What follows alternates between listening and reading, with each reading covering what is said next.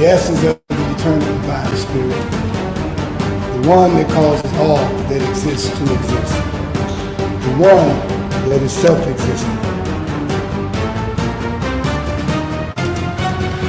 How many men have children and the children never meet their father?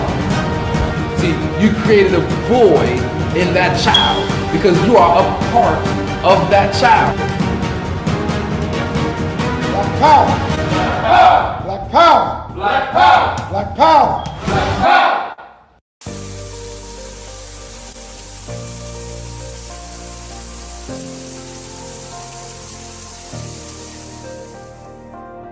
Are you feeling fatigued and can barely make it through the day without some type of caffeine?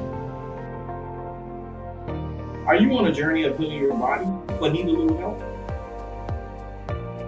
Then alkaline water is what you really need. Alkaline water has many benefits.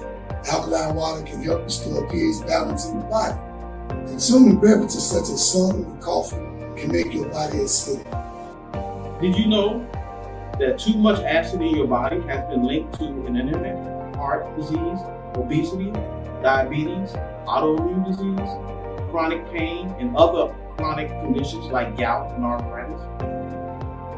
Those who use alkaline water have reported increased energy levels, clearer skin, reduction in inflammation, better digestion, and many other health benefits. I've used alkaline water for years, and it's been instrumental in sustaining my health when I was diagnosed with sarcoidosis. Are you ready to take responsibility for your body's health?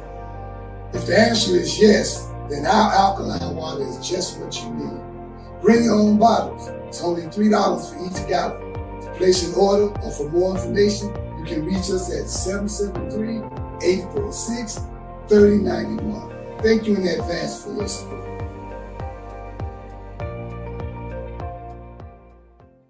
Hi, my name is Sister Ebony Stevenson. I am your announcer for today.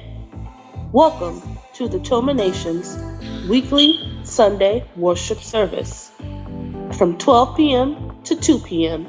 every Sunday at 616 East 71st Street here in Chicago, Illinois, and also live on Facebook. If you would like more information, you can reach us at www.facebook.com/TomaNation2 or give us a call at 773-952-8302. Now I'm going to recite our opening. In the name of the eternal divine spirit, the one that causes all that exists to exist, the one that is self-existent, the one who directs the sunships of millions and trillions of years, and the one who made time the seed of the universe, known among the ancient Kemites or Egyptians as Amin-Ra and Aton, among the Hebrews as Ansar, Yahweh and Elohim, among the Christians as Lord, God, and Jehovah, among the Muslims and Islamic world as Allah, the one God, among the Rastafarians as Jah, Rastafari, among the Yoruba tribes of West Africa as Odumare, Eshu, and many other Orisha names. I bear witness that all of these names refer to the same one, Almighty Spirit, and it is to that essence which I give reverence and to whom I submit. I boldly proclaim that we, the descendants of those black men and women who survived the transatlantic slave trade, are the Lost 13 tribe, born in North America, and are of a Nubian Kemetic lineage. I further proclaim that the blood of all the nations of the earth flows through our veins. I greet you in the ancient but holy words of peace, Hotep, Shalom, Assalamu alaikum, Habaragani, Alafia, and Ashe. Now I am going to recite the 13 points of what we believe and know. Number 1. We believe and know that we are not to repeat the mistakes of the past prophets and messengers of the Almighty Creator of the heavens and earth. Number 2. We believe and know that we can only establish an economic base through the application of the knowledge of self and the incorporation of the ideologies of the Honorable Marcus Garvey, the Honorable Elijah Muhammad, Mahatma Gandhi, and Ben Ami. Number 3. We believe and know that the prophets and messengers of the Holy Bible, the Holy Quran, and the Kemetic Holy Books were all black. Number 4, we believe and know that Jesus Christ of 2,000 years was and is a black man. Number 5, we believe and know that the knowledge of the Almighty Creator goes beyond books written by the prophets and messengers of the Almighty Creator. Number 6, we believe and know that in order to promote and coordinate unity, we must first recognize and accept the uniqueness of being able to worship our Creator, regardless of religious denomination, name, title, ritual, particular dress, or holy book, as long as it recognizes the Almighty Creator of the heavens, earth, and the universe as supreme. Number 7, we believe and know that it is impossible to tell the truth without exposing the wicked governments of the world. Number 8, we believe and know that the United States government, in collaboration with other European nations, have a denial objective to exterminate dark-skinned people of color off the earth through the act of genocide. Number 9, we believe and know that some of the most effective methods that are being used today are AIDS, birth control, alcohol and drug abuse, vaccinations, gang and domestic violence, systematic elimination of trauma centers, the public school system, and public aid within the black communities of America and the world. Number 10, we believe and know that the last trick that Satan is playing on us is the dividing of us by our religious differences, religious gangbanging. Number 11, we believe and know that the conflict between the various religions are comparable to the conflict between various street gangs within the inner cities of America. Number 12, we believe and know that the war on drugs and gangs is a diabolical plot to disarm the black community of weapons, break up the black family, withdraw our constitutional rights, also kill and incarcerate young black males under the undercover code name April 2029. And number 13, we believe and know that every letter, shape, sound, and numerical value contains esoteric information that completely transcends the specific contextual meaning of the word. Our purpose: to bring about the growth of a righteous community in accordance with the laws of the Creator of the universe, under the leadership and guidance of Brother Minister Rahim Chesed Aton, to provide solutions to the social and economic ills that plague the communities of urban America. Our goal: to re-educate and retrain youth and young adults to develop positive moral values as an alternative to delinquent behaviors, because you can't rebuild a community and not rebuild the minds of the residents of the community to meet the responsibilities of maintaining the community's image. Our mission: to enhance the economic development of our communities by establishing businesses, real and personal properties, thereby creating jobs and/or entrepreneurship training programs that will reverse the concept of leaving the community to buying back the community. Our motto: let your light so shine before men that they shall see your good works and glorify your Father which is in heaven. Matthew 5:16. Now we're going to recite our salute to the red, black, and green flag. Everyone put your right fist in the air and repeat after me. Here's to this flag of mine, the red, black, and green. Hopes in its future bright, Africa has seen. Here's to the red of it, great nations shall know of it. In time to come, red blood shall flow of it. Historians shall write of it, this flag of mine. Here's to the black of it, 400 million's back of it, whose destiny depends on it. The red, black, and green of it, oh flag of mine. Here's to the green of it, young men and women shall dream of it, face shots and shells for it, maidens shall sing of it, waving so high. Here's to the whole of it, colors bright and pole of it, pleased is my soul with it, regardless of what is told of it. thanks to God for giving him this great flag of mine. Please keep your right fist raised high in the air as we sing our Black National Anthem.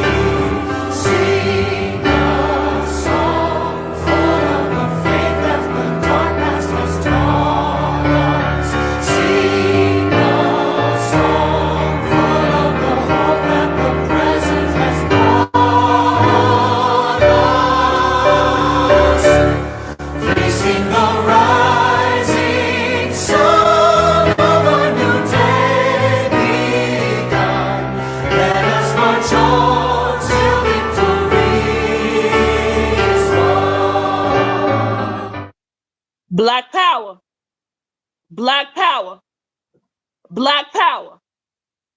Black power is the power to define, develop, and defend that which is in the best interest of Black people. Good afternoon. Welcome to the Temple of Mercy Association, a nation dedicated to the observance of God. I'd like to welcome and introduce our speaker for today, Sister Ebony, who is coming with a weighty word. Please stand to your feet and welcome Sister Ebony with a welcoming applause.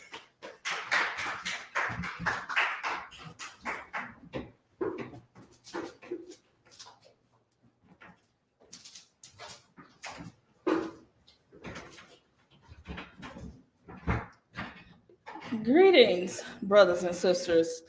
Welcome to our Toma Nations weekly Sunday worship service. We would like to extend an invitation for you and your family to join us live in person right here at 616 East 71st Street in the Grand Crossing community of Chicago, Illinois. If you think our service is awesome and amazing, when you're watching it on Facebook or YouTube, imagine what it's like in person. So I'm going to start off with our service today. The title of I'm not going to call it a lecture because it's only going to be 15 minutes. For those of you who are kind of old school, there used to be these things called PSAs, public service announcements, and they were like really short. And so I want you to look at this as a public service announcement for the Black community. And the title of this public service announcement is Black Political Whoredom. So you would have to be living under a rock if you don't know what's going on as far as our mayoral election here in Chicago. You know, every year there's an election, every 4 years for the mayoral election. We always have those people in our community who should wear t-shirts that says all skin folk ain't kinfolk, because every electoral season they sell us out to the highest bidder.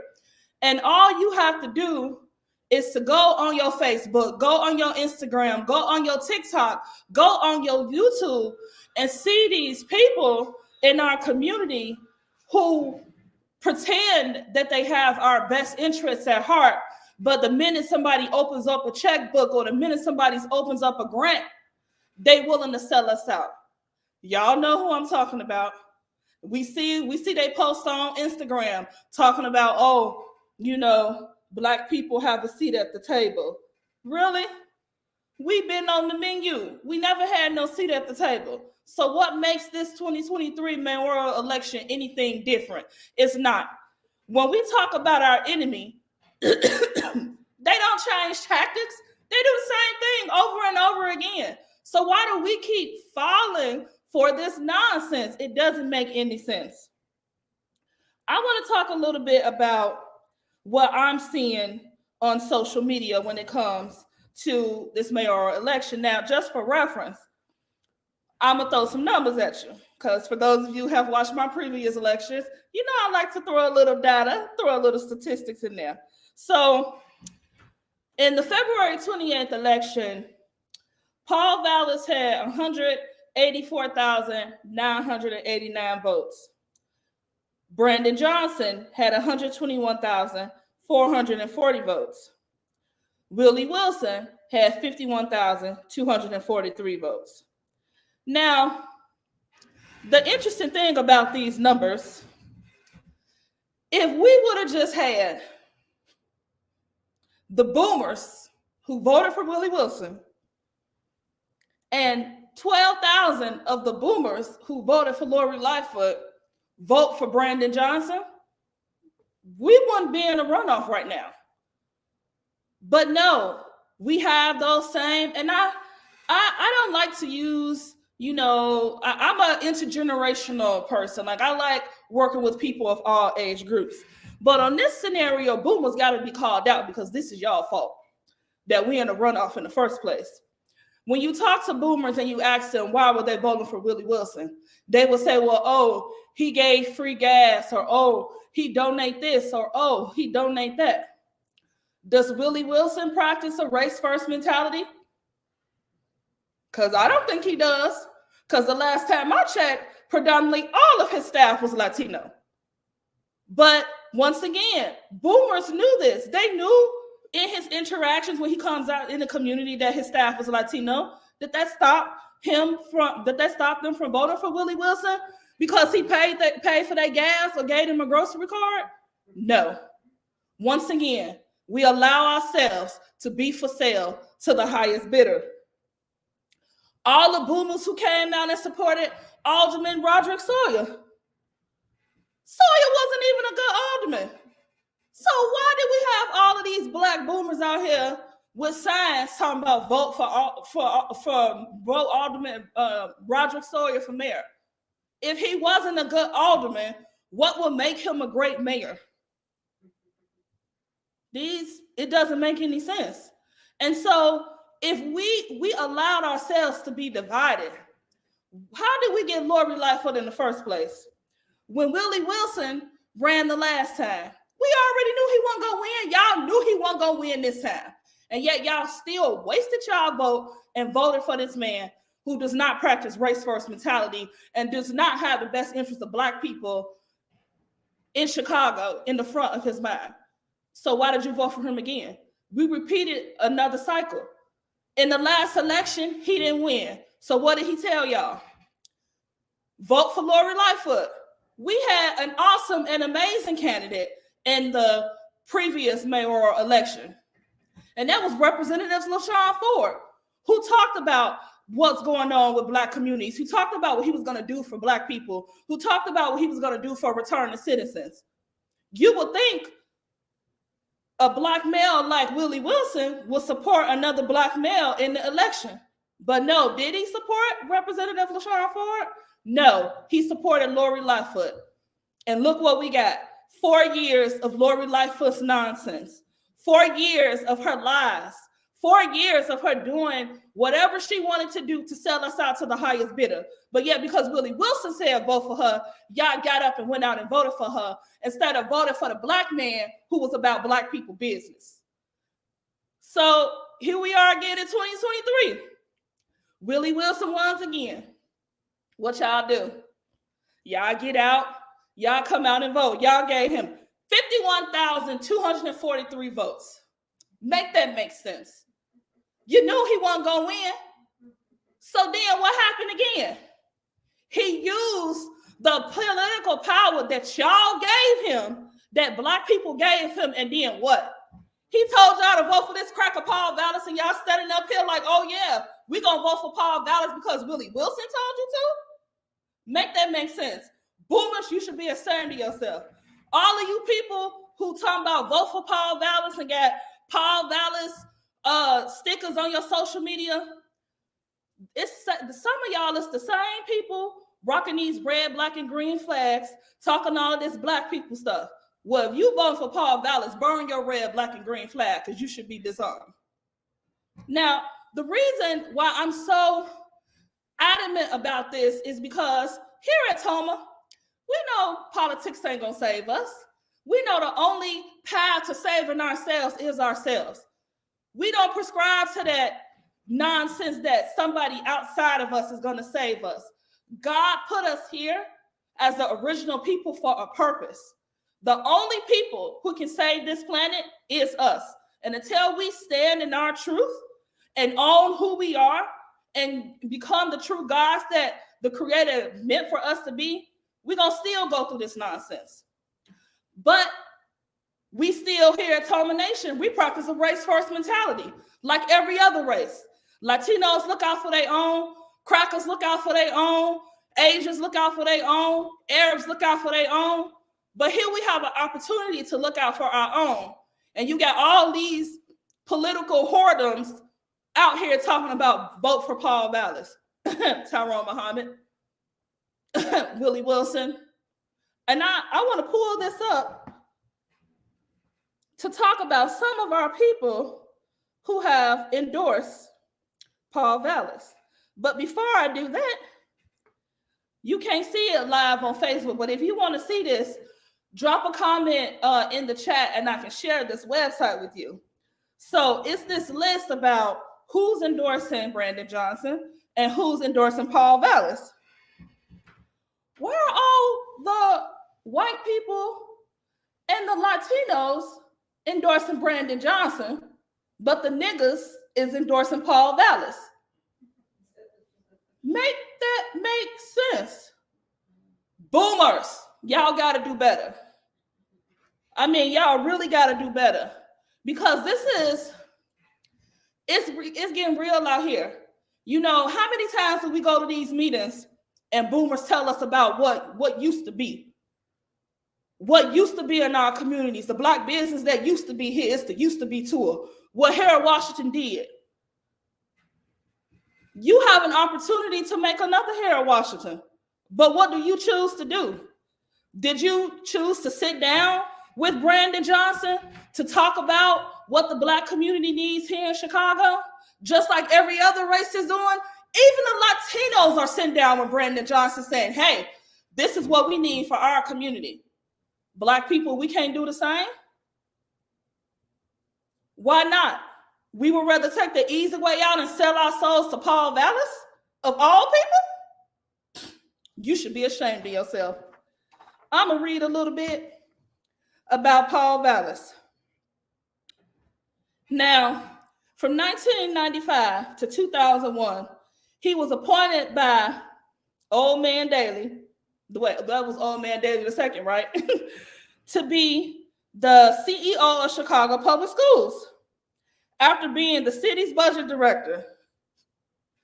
Guess what? And he didn't have no education experience whatsoever, but he became the CEO of Chicago Public Schools. Make that make sense? So after that, he took the role after the Republican General Assembly and broke CPS and took CTUs, the Chicago Teachers Union, right to strike, and then the mayoral control was established. He ended pension payments for a 10-year period from 1995 to 2005. Today's property tax issues in Chicago are directly related to the debt that he helped create. He eliminated hundreds of union jobs via school reconstitution, where school staff was fired from the teachers, the lunchroom staffs, the building operations. And most of these workers were Black. Now, y'all remember, we're talking about when they fired everybody from the school, from the maintenance workers to the cafeteria staff, to the teachers, to the principal. Remember, Our schools are supposed to be a safe place for these Black babies. But what did he do? He eliminated their safety nets. And he did this from school to school to school. I remember reading a stat on a website, and it was saying at one point, during his tenure as CEO of Chicago Public Schools, he fired 45 principals. Take a guess how many of those principals were Black of the 45? Was it 20%? Was it 50%? Was it maybe half? No. Out of 45 principals who were fired, 42 of them were Black. Make that make sense. Paul Vallis already coming in the door showing you who he is. But yet what? Because he's saying he gonna give you a grant to fund services for returning citizens. He gonna give you a grant to fund services for violence. His campaign got some money for you to pay your people to go out and door knock for him. Is this not the same man that is endorsed by the Chicago Fraternal Order of Police? How can you as a Black person support anybody that's endorsed by the Fraternal Order of Police? These the same people that's responsible for these flood of guns in our communities. You think that's an accident? That the majority of his supporters are so-called safety involved, such as police? Really? None of this is making sense to me.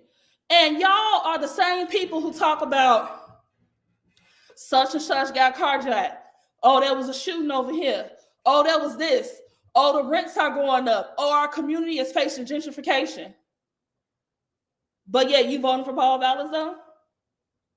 Somebody who don't have your best interests at heart? Somebody who already showed you that when he get in office, he gonna continue to destroy Black communities and Black families like he's done everywhere else he's been.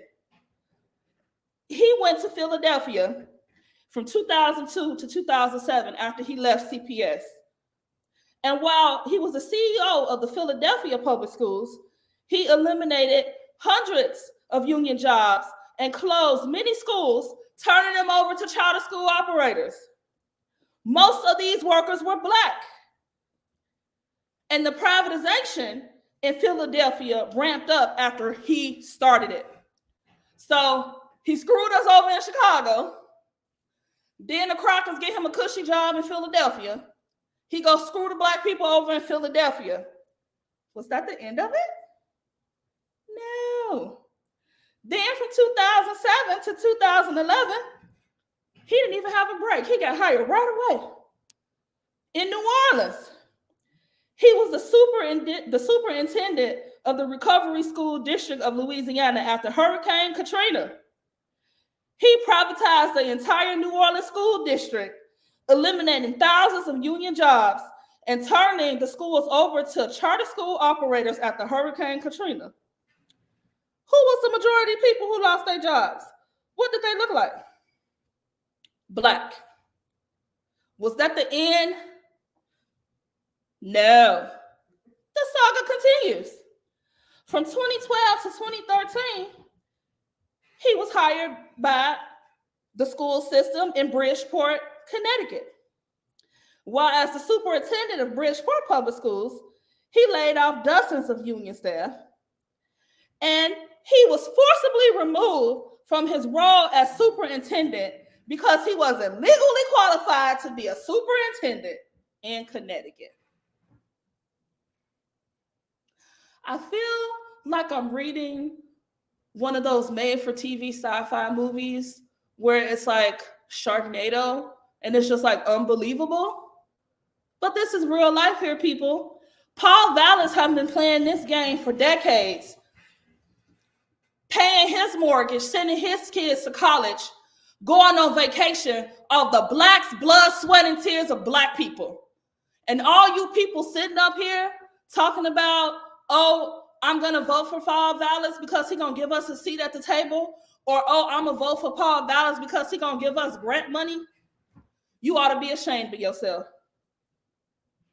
And whatever families you belong to, your family should be ashamed of you too. The community should be ashamed of you. Every time somebody see your face, they should point you out and say, don't listen to that nigga. Don't listen to him. Because what y'all doing is y'all know y'all got influence. Tyrone Muhammad, Willie Wilson, former Alderman Sawyer. Y'all know y'all got people that follow y'all. And instead of using that influence for good, you using that influence to sell us out to the highest bidder. And all it's going to do is create more bloodshed. More communities are going to get gentrified, Black communities. More people are going to lose their houses. More Black people are going to be homeless in this city. And we're going to hold who responsible for that? Not Paul Vallis. Cracker already showed us his stripes. We already know how Paul Vallis rolled. We're going to hold you, Willie Wilson, accountable. We're going to hold you, Tyrone Muhammad, accountable. We're going to hold you, former Alderman Roderick Sawyer, accountable, because y'all pushing this nonsense. It's just like you leading sheep to slaughter, and you need to be held accountable to that. My time is coming to a close, but I just want to leave a little bit more about Paul Vallis for 2 more minutes, and then I'm going to close out. Thank you.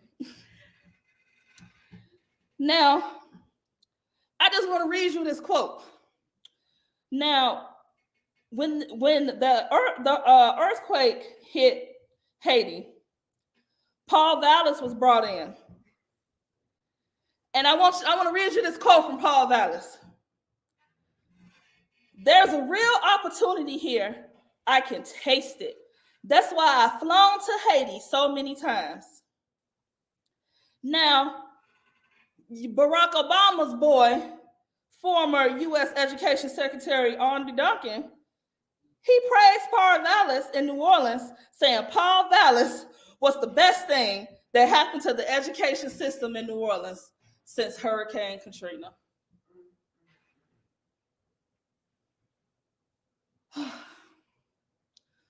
I'm going to get ready to close out, you guys, but I'm going to leave you with some homework. All of you who see these people who I mentioned and see other people who I didn't mention talking about Black folks talking about voting for Paul Vallis, I need you to go in their social media and ask them, why are they participating in the whoredom of the Black community of Chicago? I want you to hold them accountable. Why are they selling out our babies to the highest bidder? Why are they selling out our grandmas, our moms? Why are they selling out our very cultural identity to the highest bidder? They know better than the Black people who used to work with colonizers to catch slaves.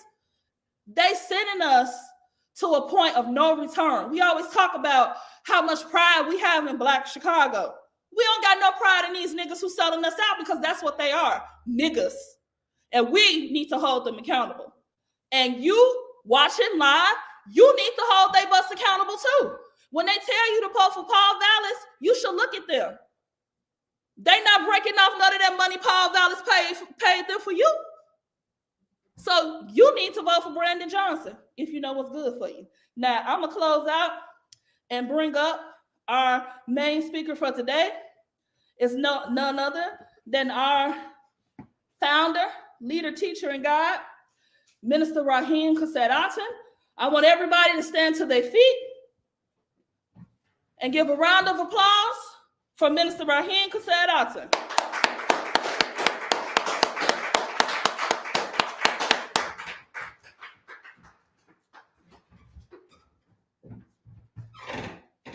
Original salute. Black power! Original salute. Black power! Original salute. Black power! As you were. In the name of the everlasting Father, he that causes all that exists to exist, he that is self-existent, he who directs the sunships of millions and trillions of years, he who made time the seat of the universe. He's known among the ancient Kemites or Egyptians as Amun-Ra and Aton, among the Hebrews as Ansaf, Yahweh, Elohim, among the Christians as Lord, God, Jehovah, among the Muslims as Allah, the one God, among the Rastafarians as Jah, Rastafari, among the Yoruba tribe as Olodumare, Obatala, Oshu, many other Orisha gods. But I bear witness that all of those names refer to the same one, Almighty Creator, Almighty Divine Essence, eternal, energy, omnipotent. And it is to that essence whom I give reverence and to whom I submit. I boldly proclaim that we, those children of those black men and women who survived the transatlantic slave trade, are that lost 13th tribe, born right here in North America, and that we are of a Nubian Kemetic lineage. I further proclaim that the blood of all the nations of the world flow through our veins. I greet you all in the ancient but yet holy words of peace in the languages of our fathers of Hotep, Shalom, Assalamu alaikum, Habaragani, Alafia, and Ashe. All greeting words and salutations of peace in the many different languages of our fathers. I greet you in peace. Welcome, welcome to the Toma Nation, aka Temple of Mercy Association. You've heard earlier where we're located at, and you heard from Sister Ebony and her real passionate feelings about our political environment here in Chicago, and all of the different roles of politicians in our city, especially Black politicians, Black activists, Black, any of those brothers and sisters who reach out to the public to try and convince us that they are for us and our rise, as opposed to them truly being for themselves and their own individual rise. And what we won't do, there's hardly nothing we won't do that will that will make us say no, so to speak. Our people sell out with the drop of a hat. But I don't want to really start on that. I want to, when Ebony come back up when we close, if she want to say a little something after that, maybe a sentence or so that she forgot, she can. But right about now, I want to say this. I am Brother Minister Rahim Chesed Aton, founder of this great movement, along with our co-founder, Brother Minister Omari Jahi Aton, and the First Lady of this movement, Sister Makita Aisha Aton. And we've been around for 30-something odd years, since 1990, uplifting Black causes, uplifting Black people. And you heard in the beginning, you heard a term, Black conscious. Black conscious. And we had to put that word Black there because we're not just about being conscious, being woke. We're about being Black conscious and being awakened to our Black selves, our Black history, our Black lineage, and our connection to our Black God, our Black universe, and all of the other beings on other Black planets and our relationship.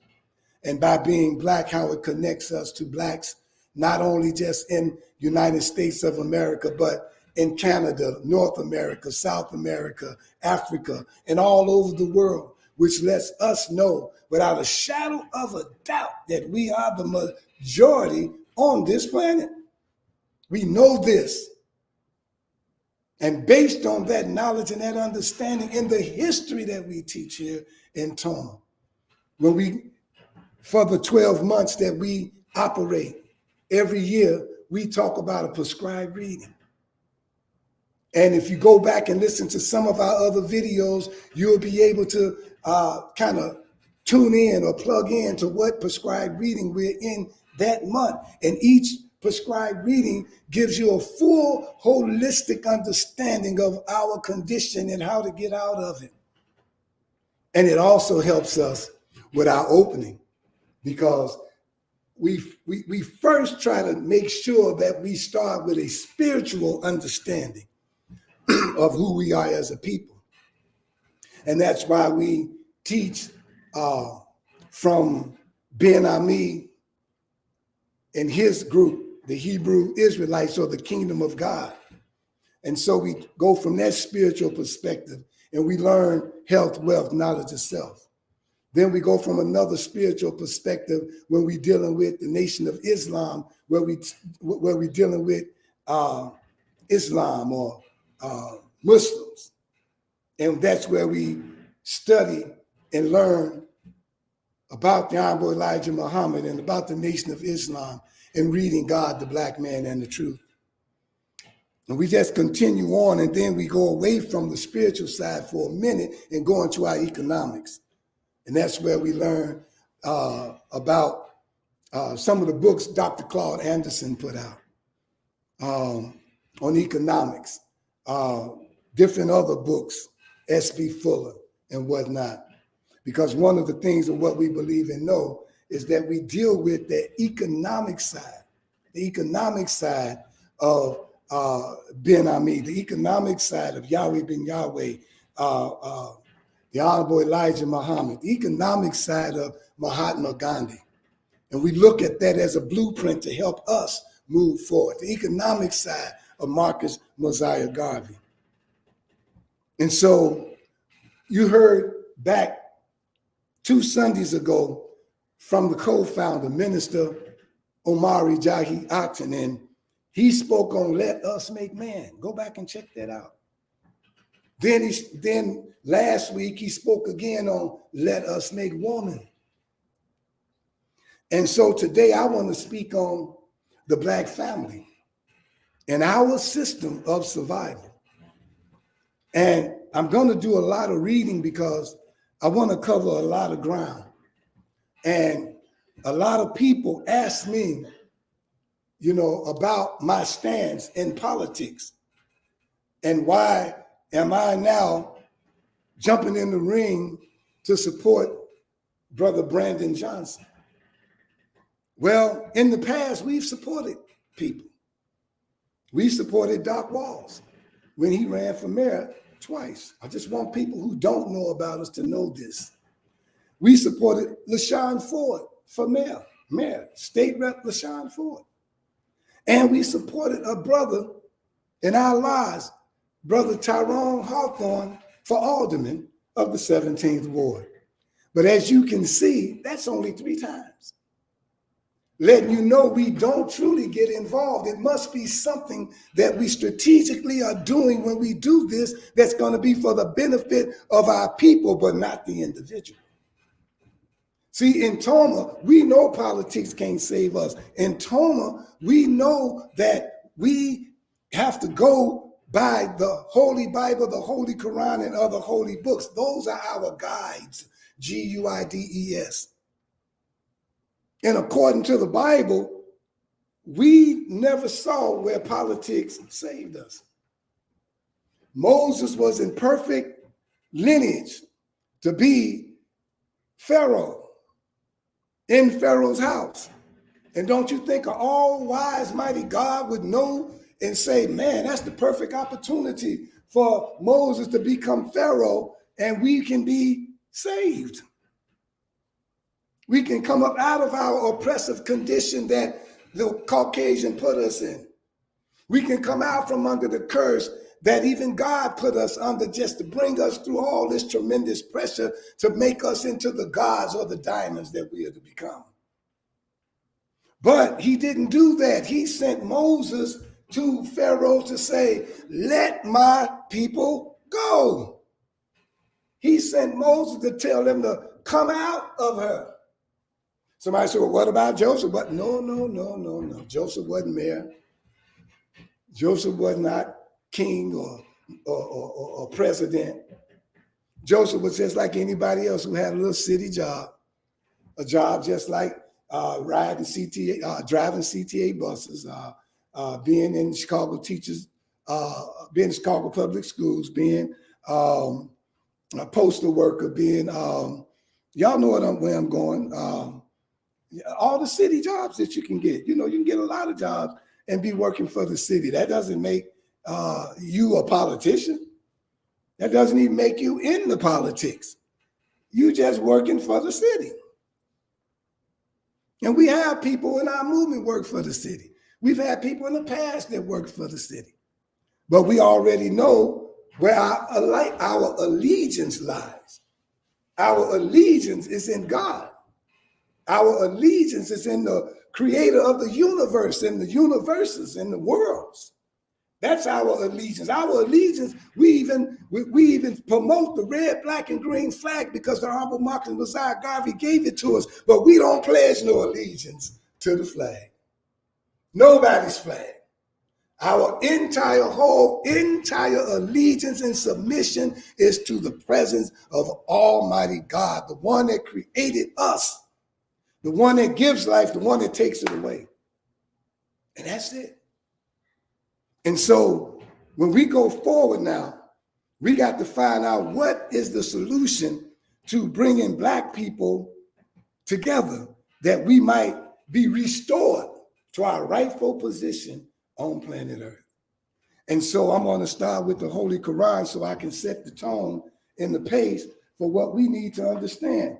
I may not get it all out, but I promise you if I don't, I will work hard at bringing it out on this Wednesday, going live. I want to start with an introduction from the Holy Quran, just to get us where I want to go real quick. And it's Surah meaning chapter 18. And I want to start with the introduction right before ayat 60 or verse 60. It says, it talks about Moses, great segue.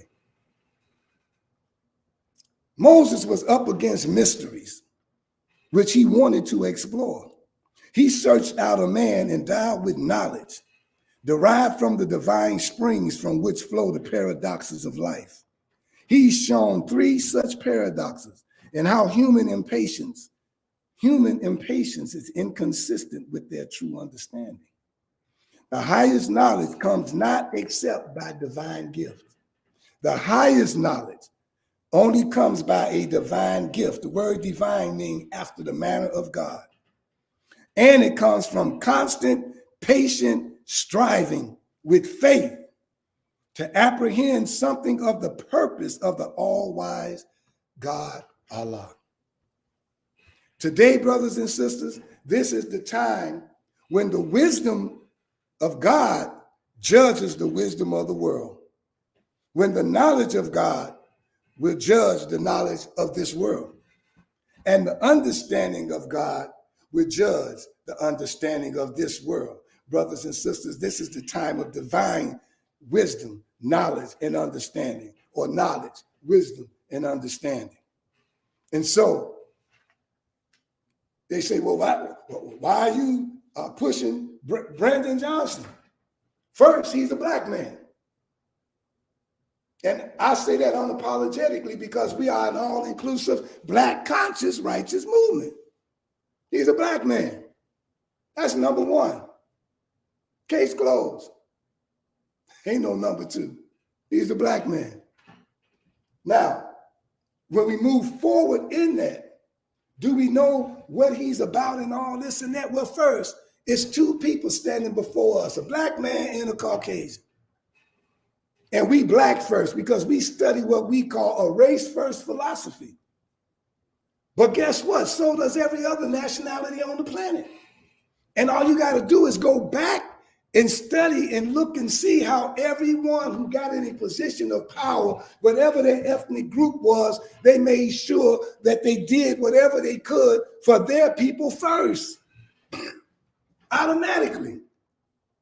So do somebody have to hit me in the head with a brick or a stick to make me see that that's Vallis is a white man and Brandon is a Black man? And if I'm practicing race first, then my first question is answered.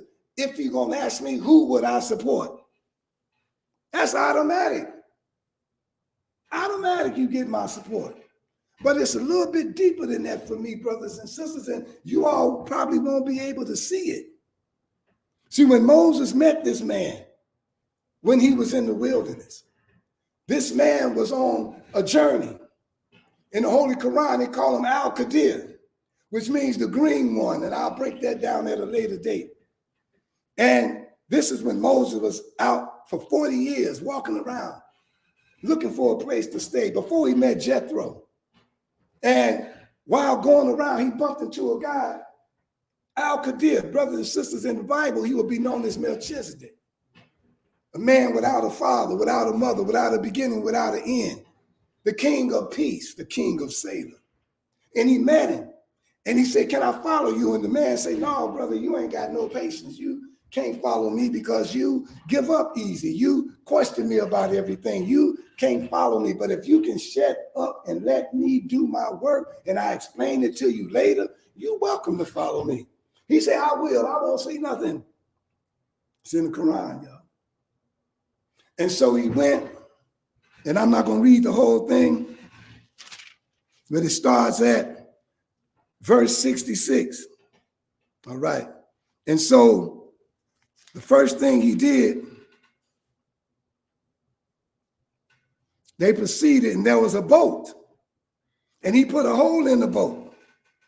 And Moses said, my God, why did you put a hole in the boat? You're going to drown the people in it. That's a strange thing to do.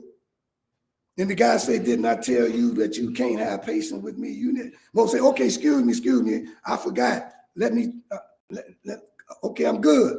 So they went on again, and they met a young man, and Al-Qadir killed him. Look at that now, you know. He killed him. Moses said, no, this is crazy. You done killed this man. He said, you slain an innocent person. Moses already automatically, because he ain't seen him do nothing, gonna say he was innocent. This is sometimes how you can be too self-righteous. And you don't go and get some of the information about the story. You just come to your conclusion. You see? And this is why people get mad at me, because I don't come to conclusions so quick about things they want me to make a decision on. But see, I got a higher power that I have to go and plug into so that when I make a decision, I don't have to feel guilty if it don't go the way the person wanted to go. Because I know I did what the Creator told me to do, not what I wanted to do. I wait 3 days sometime, and they be like, Brother Minister, he ain't said nothing yet. He waiting too late. No, I'm the one got to stand before the presence of God for what I failed to do or for what I did or did not do. And so I'm led by the Father. I'm led by the Creator. He placed me here as a messenger to whoever comes up under the sound of my voice. And I've been doing it for 30 years or more. And so now here's this guy following, Moses following Al-Qadir. And he said, man, you done killed this dude. He innocent. He ain't killed nobody. What you do that for? Look what you did. The man said, didn't I tell you you can't have patience with me? He said, you got one more time. If I ask you one more time, Moses said, if I ask you one more time, then I'll leave. So they went on, and they came to a town, and they asked for food because they were hungry, and the people in town said, nope, I ain't getting you nothing. And so Moses saw the guy go to a wall that was falling down, and he started building the wall back up and closing it off. And Moses said, why are we doing this work? Them people, they didn't give me nothing. They didn't help me with nothing. They didn't even offer me no water. Why is we still doing that? Helping him. Then he said, okay, this is where we part. You get on up out of here. You got to go. But before you go, I'm going to tell you what I was doing. The boat, it belonged to a certain man who was in dire need. He didn't hardly have no money. All he did was go out on the water to take people from one side of the shore to the other side. And so I knew that it was a king coming down the road on the boat, on another boat, and he was grabbing, confiscating boats and ships. Had he took this man's boat, he'd been out of a job. So I know if he'd have saw a hole in the boat, he'd have went on. All right, so now that's the first thing I did. Now I'm gonna move on to the next person. This man, this little boy that you saw me kill, his parents were parents of faith, and they feared that he would grieve them from his obstinate rebellion and his ingratitude. Ungrateful young man, ungrateful to God and everybody. And so we desire, this is Al-Qadir saying we, showing you his connection to the Elohim. He's saying we desire their Lord will give them in exchange a son better in purity of conduct and closer in affection. He said, now let's talk about that wall. It belonged to two young men that were orphans in the city. And behind there was their treasure. And those people, they greedy. That's what they known for. They don't help nobody. They don't even help each other. They so greedy. What you think would have happened if they would have saw what was behind their wall? Them two orphans wouldn't have got what was rightfully theirs. But see, I was on a mission. And I don't have time to explain to you what I do. And according to Mr. Louis Farrakhan, he said, I'm the general. You the soldiers. If I say what needs to be done, you obey. That's what Mr. Farrakhan had to tell somebody before. And then in the Holy Quran, it says, obey until what? Understanding comes. Now, if I can't get that from the brothers and sisters in here, you can't push it on the people outside and tell them they got to do it. So people asking me, well, what you doing in this thing with Brandon Johnson and this and that? Well, let me show you now. All right, I gave you the story. Okay? And my time is almost up. I ain't going to be able to read nothing, so I'm going to do this first, and I'm going to show you later, probably Saturday. Now, we know in Toma that what the highest order in this world, or the main power on this planet, superpower, that's being promoted as the superpower, is the United States of America, right? And we know that their superpower is only in their warfare, in the weapons and stuff that they have, right? And they try to rule everybody else. Well, when a president, or just like they say, the head of any household, whoever he is reflects his people in this house and in your movement.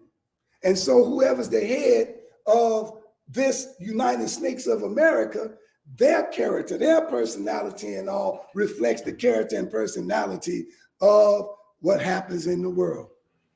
All right? Trump being a playboy, well, didn't that kind of grow and escalate while he was in office? Niggas being playboys and show when a bunch of marriages happening during his 4 years. Can anybody? Now, how do I know? You say, how you know, Brother Nelson? Because I used to do at least 4 or 5 weddings. I ain't do none. All I was doing was funerals. I done 2 weddings already.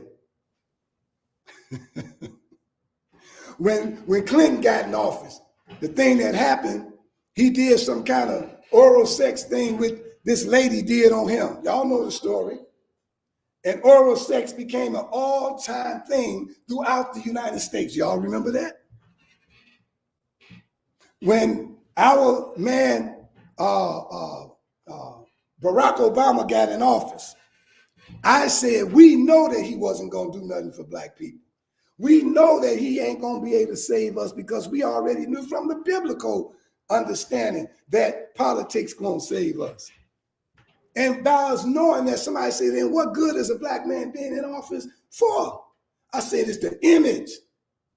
I said, a little black child can see that the sky's the limit and that they can attain as far as they want to go on this planet. Why? Because there's a black man that ruled the superpower in the world for 8 years. Look at him. Point to him. Point to his statue. Point to his picture. There's his wife. There's his children.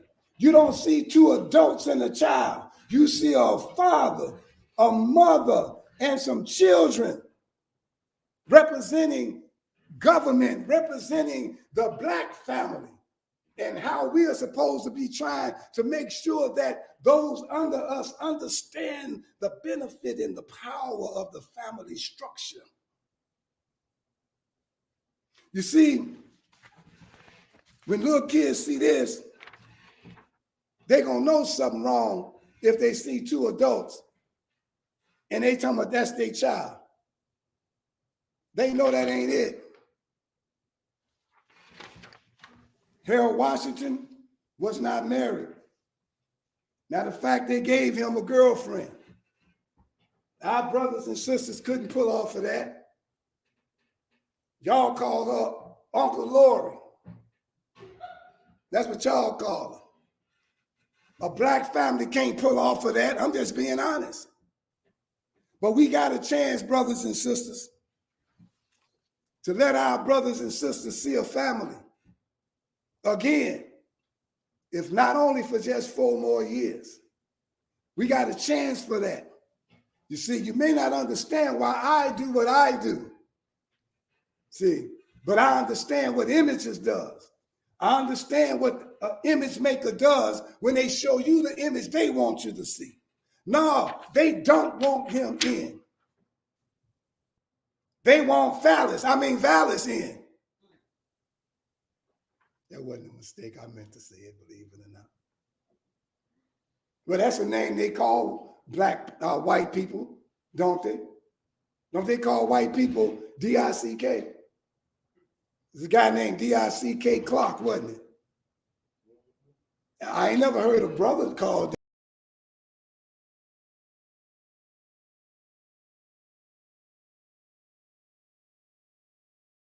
Now, moving on. So now we got a chance again to have a black family projected on the screen, a black image of a black family for the black family. Remember, we all discombobulated as a people, blacks are. All our dysfunction. Yes, we got dysfunctional families in every ethnic group, but we ain't here about them. We're here, right here today, about us and our dysfunctional family. I used to wonder when I was a child. I had a friend, his name was Wayne, the Cook family. And I was like 9 or 10 years old. And when I used to come over their house, because you know everybody used to come over each other's house back then, we noticed that his mother had a room and his father had a room. And I asked, I said, what? You know, I've been like that all my life, y'all. If I see something, I ain't gonna just guess. I'm gonna ask you. It came all the way into adulthood. So anyway, I asked, I said, what's up with that? He said, well, you know, my mother and father, they don't really get along with each other that much, so they just be in separate rooms. I said, oh, I ain't say nothing. I said, okay, cool. And then as I grew up, I saw friends of mine, other friends of mine, whose mother and father slept in different places. Some of my band members, you know. One of the guys I remember had his own room, his father, we called him Shaky. And his mom slept upstairs on the 2nd floor. There was another brother, and we had regular families. We had the Jones family. They stayed, the father and mother slept in the same room. They had about 11, 12, 13 children in that one big old house. The mother and father was raising the family. I was talking to a brother at a gig I did a couple of weeks ago, and he said he had 17 children. We was like, whoa, you got a government, brother. We didn't ask him, was he married or nothing, but my point I'm making is this.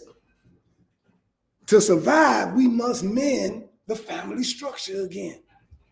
And what better way with having an image for 4 years to give us a chance to match this, not with some of us. Some of us, it might be too late. I'm talking about the people in my age group. I'm talking about the so-called baby boomers. It might be too late for some of us, but we have children. We have grandchildren. We can reconnect the family structure. That is the structure they're the most afraid of. They don't care about Mexicans and their family. Hell, 100 of them can come out the house. They don't care. But if the father and the mother came out and stood on the porch every day, the white cracker enemy will be trying to find a way to split them up. I know what I'm saying. Sorry about this stage making all that noise. We're going to have to do something about it. We're going to have to put some oil on the wheels or something. But it's making some noise. I'm going to try to read a little bit, y'all. Please follow me. We got to mend the family structure. And it's going to involve much more than we can imagine. See, we're dealing with the prince of the power of the air, brothers and sisters. He's the prince of the power of the air. We're dealing with the media. We're dealing with social media, television, radio, music. And they bombarding us every day with everything that's against our creator, our God, and telling you it's okay. Inserting all kind of negative behavior inside of every one of these movies we look at. And we are saying that it's okay. And we, the children of God, the people of God, the righteous, have to mount up on wings. And we got to meet him in the air. Brothers and sisters, this is an example of meeting him in the air. When we can show this for 4 years. When our brothers and sisters can meet his wife, can meet his children that are out here, raising a family. Do it matter, brothers and sisters, truly, if y'all in politics, do it matter just because he was in some other union or this and that, and he wasn't into something of your liking? Damn it, most of y'all into something somebody don't like. What's more important, the black family or your raggedy behind? You need to think about that. You don't get this chance all the time. If we did, we would have had another one since Mary Washington. 36 damn years. Now you want another 36? What's wrong with you? I support him. I'm going to support him. I want that image among our people. See, I'm in this thing for another reason. You ain't got to pay me. Now, when they had all them 6, 7 black people running for the position, I didn't get in it at all. I knew most of them, the black ones. I don't care to know the white ones. And I didn't get in it at all because I would have had to choose between 2 and 3 and 4 black brothers. I wasn't going to get in that. But I ain't got to worry about another black brother. Ain't but 2. Here's a vanilla cookie and an Oreo. He might have a little white in him. I don't care. I'm going to choose the Oreo cookie. First choice. Maybe I can wipe some of the white in between it out. I don't know. And I might not be able to. It might be double white cream in it. I don't know. But the outside black. And that's all that's good for me. I'm just trying to tell you like it is. So now, it's going to involve more than image. Considering the state of things today, whether we acknowledge it or not, most families are in serious trouble. Mounting divorce, premarital sex, drugs, unwed motherhood. No family escape. The only question is how deep the pain, how much the suffering. The 2 missing elements are authority and order. See, we don't want discipline because in discipline comes order. But half our millennial tribe don't want nobody to order them to do nothing. Hell, they hate to even go in the restaurant and order something. They don't want no order. They might want to order people around, but they don't want no order. It's a one-way ticket when they do things. Respect me, but I don't have to respect you. You disrespected me, but ain't gonna see you disrespected them. One way. Why? Because they are not connected to a family environment. They're not connected to a family structure. A family structure. So now it says, that's what's missing, order. Everything has to have order. But waste, that means just abundance of any and everything. Waste rules where disorder reigns. When you have no order in your day, you waste your time. No order in your meals, you waste your food. When there's no fiscal order, your money tends to get away from you. Everything seems to be negatively affected by disorder. So in a family without order, the man lost his woman, the woman lost her man, the children lost their parents. And now the woman done decided against being a helpmate to man. The man decided to stop providing for the family. The children decided to stop being little servants to their parents. Do that sound like right now? Brothers and sisters, this came from a book of one of our prescribed readings called God, the Black Man in Truth, that was written in the 60s. A man, Ben Ami,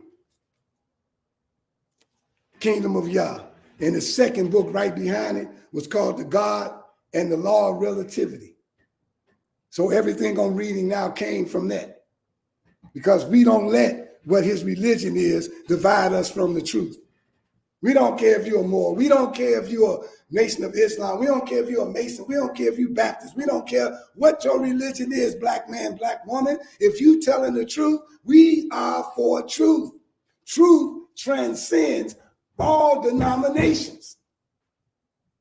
Now, I shouldn't have to just say that. We should live like that's the truth. In everything we do. I can sit comfortable in a room full of handkerchief head preachers without my handkerchief.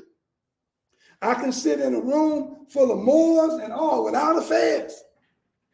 I can sit in a room full of Orthodox Muslims without a turban. But I come with the same thing they all claim to have: truth. That's what I come with, the truth. So I'm saying that, let me get my glasses, that obedience to God is to give credence to the way he established his order. See, if you want to argue with me, you can't. I'm a man of God. I'm supposed to follow the principles of the Bible and the truths of that Bible. I stand behind it. You want to argue with what I'm saying, you argue with God, because that's my Father and should be yours. So now, the first step in this major undertaking by the human family and our desire to return to Almighty God is to correct that instability, which now exists within the majority of our people, in order for those hungering to bring righteousness to their communities, to their state, and their country. First and foremost, like I said, order has to be brought to individual families. The individual family first have to have order. And he established that order. And in that order, it does not allow women to be men, nor does it allow men to be women. And children must remain little servants unto their parents. I told you this was written in the 1900s, didn't it?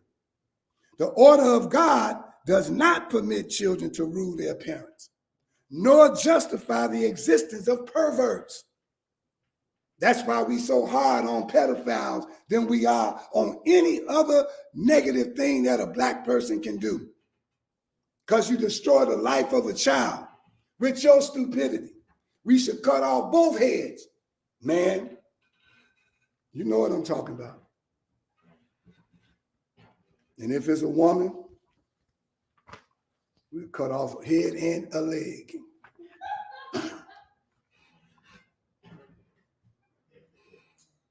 In the beginning, God created man, woman was fashioned from man, and children were given life by their parents. This order is not oppressive, nor regressive. All that has been required is that each give respect to the source from which its presence was derived. So it's saying, man, keep your hand in the hand of God. Woman, keep your hand in the hand of man. And children, honor your father and your mother, that your days may be long upon the land. And then to respect God's order is to live. Major contributors to us being unstable are these many innocent sounding cliches banded around, which, if they're repeated more and more and more and heard often enough, it'll create a frame of thought. Let me show you one statement like this: the woman king. What is that promoting? If he just said he meant for women to be women and men to be men, then I'm sure those titles that go for men should go for men, and the titles that go for women should go for women. So why is there a damn woman king? That is not in line with God. Hell, that ugly queen in England ruled for 70 years. She didn't turn around and say, I'm tired of being a queen. I think I'll be a king. She ruled. While on a black movie, you want that woman to, or whoever it is in the movie, and I still ain't seen it. But you trying to put out a subliminal message for now a woman not only being first or changing her role, but you don't have the woman be comfortable in your title. You want to just get rid of the whole damn man, take his title too, be the king. Now ain't no man nowhere. I understand what they trying to do to us. I warned Toma back in the 90s what they was going to do. Did I not? I said what they was going to do. And now this watered down version of God and these New World Order Bibles and stuff like that, watering down God's word. Now every damn person in church and whoever pastor got them watered down versions, teaching it to their kids, teaching it to their congregation. Your whole congregation going to hell. All of them. Because of you. My Father God told me, take that King James Version, preserve it. Because they're going to go away from it. There was a man who was Pope who made a deal with the Jews that eventually they're going to take out everything in the Bible that says something negative about the Jews. They still working on that. And I said, preserve your King James Version. Don't get caught up because King James wasn't righteous. Damn, half the people who pull up a Bible and crack it ain't righteous.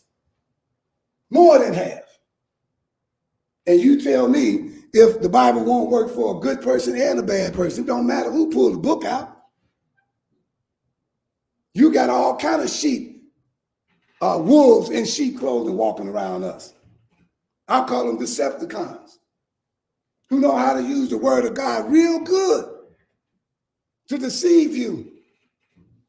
We'll deceive the very elect if you ain't really plugged into God. And so it says here, from the beginning of time, the role of parents was clearly defined. In the framework of a righteous society or a righteous social system, the parents are supposed to be in charge. They are charged to protect their children. They are charged to determine their proper nourishment. Your kids ain't supposed to be telling you what they want to eat. You supposed to be telling them what they gonna eat.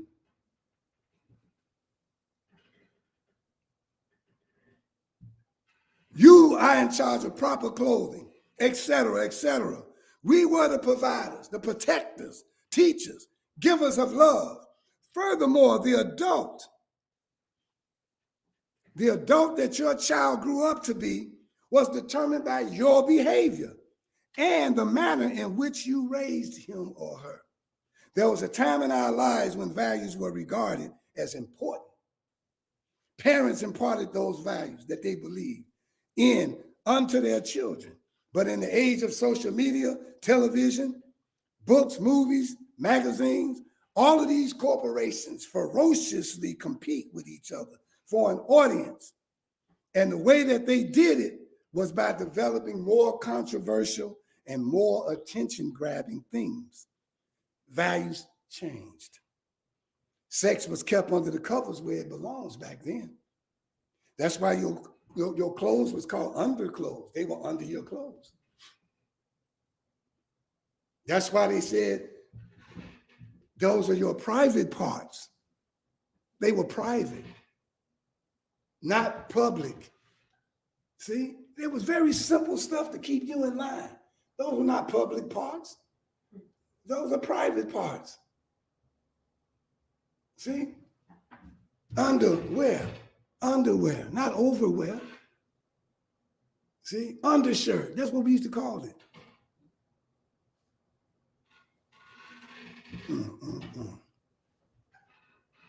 where it belongs. Time and values have certainly changed. No longer do we instill high moral principles in our children. When your daughter was small, you put a long dress on her, told her to keep her dress down and her legs closed. Y'all remember parents telling their daughters that? Not today. They say that's your ticket to freedom, legs open. Why? They ain't wide enough, some more. We want them to be able to see up to your neck. That's what they tell them now. Cha-ching. Keep them legs closed. At that time, nobody but a pedophile would pay her any attention. This was just part of proper upbringing. It used to be natural parental instinct. However, as times changed and the older your daughter became, the shorter her dress became. Even worse, the parents became less concerned about her opening her legs. You abandoned what you once felt and knew to be a moral responsibility.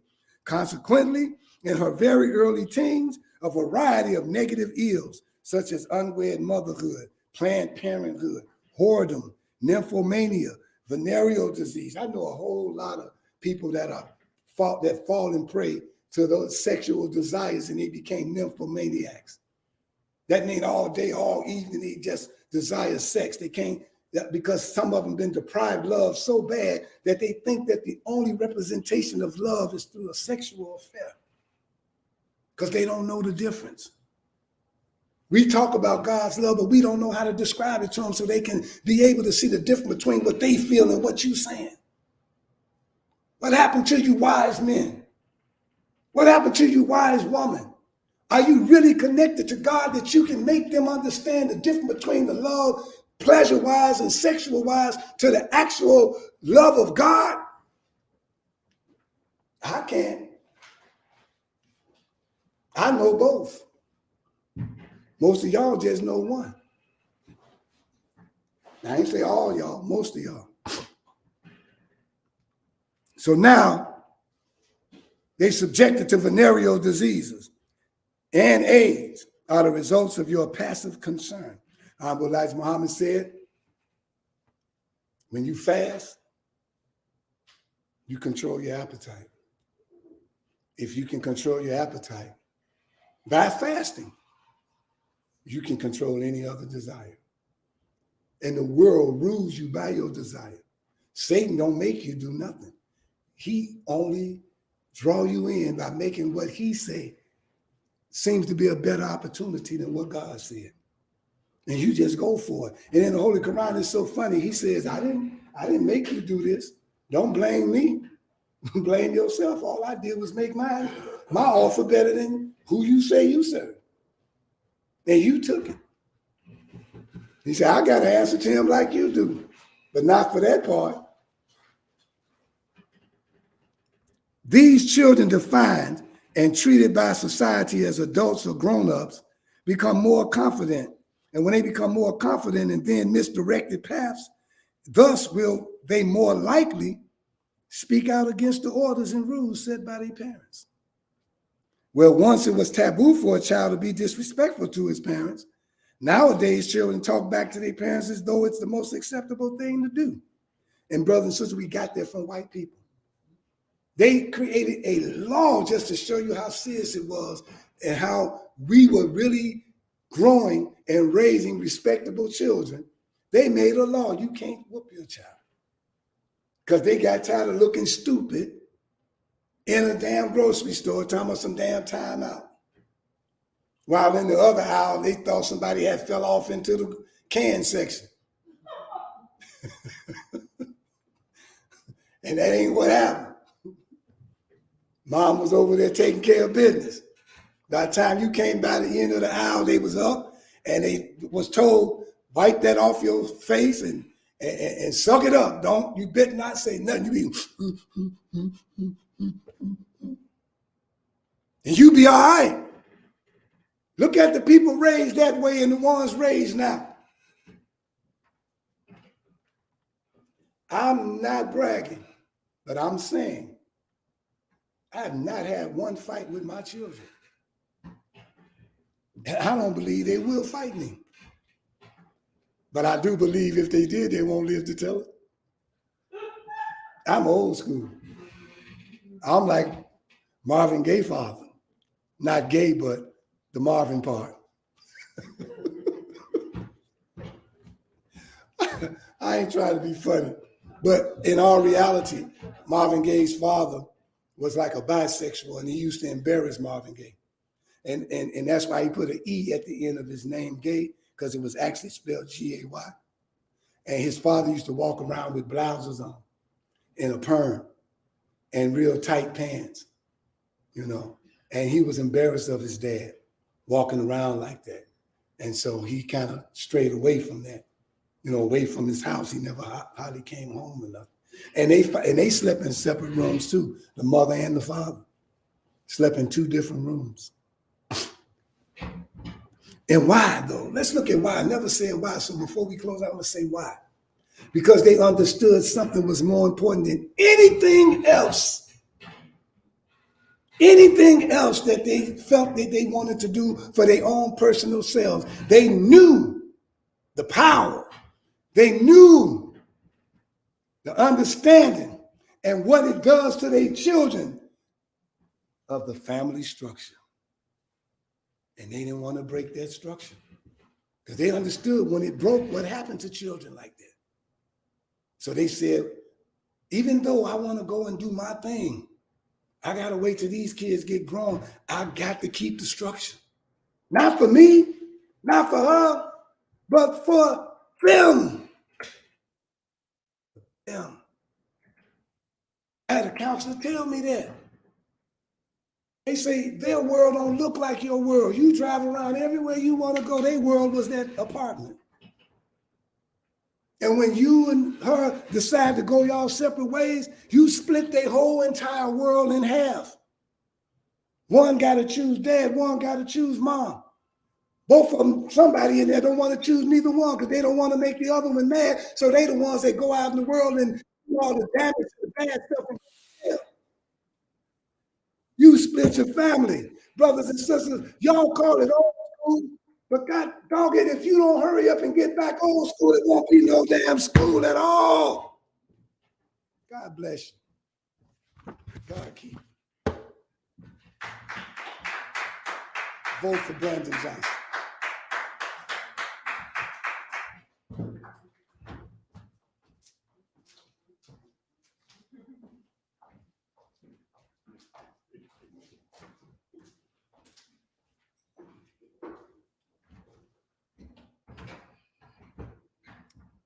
Well, I'm back to close us out. Oh, thank you so much for joining us for our weekly Sunday worship service. We invite you and your family, your friends, your people to join us here each and every Sunday from 12 to 2 p.m. at 616 East 71st Street in the Grand Crossing community of Chicago, Illinois. We hope that you have been fed by the spiritual food that we have delivered to you today. I know Minister Rahim said I can close out and give one last sentence. So once again, I'm gonna leave us with our homework. We should let go of the days when we let people sell us to the highest bidder like we some slaves. We should let go of allowing just because they look like us, just because they got the same skin as us, we got to stop allowing these people to sell us out. We got to stop allowing the Willie Wilsons, the Roger Sawyers, the Jesse Whites, the who I'm forgetting, the Tyrone Muhammads, the Mark and Pauls. We got to stop allowing these niggas to sell us out. I forgot somebody else. I was just reading some more stuff about the mayoral election. And we got your boy Jamal Green, who got 2% of the vote.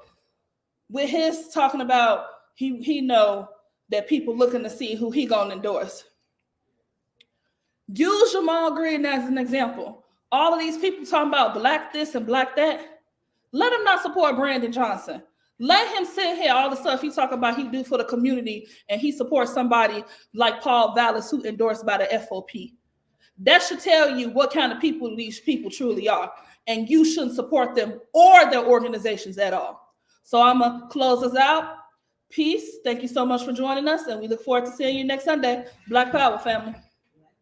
In the essence of the eternal divine spirit, the one that causes all that exists to exist, the one that is self-existent. How many men have children and the children never meet their father? See, you created a void in that child because you are a part of that child. Black power! Black power! Black power! Black power!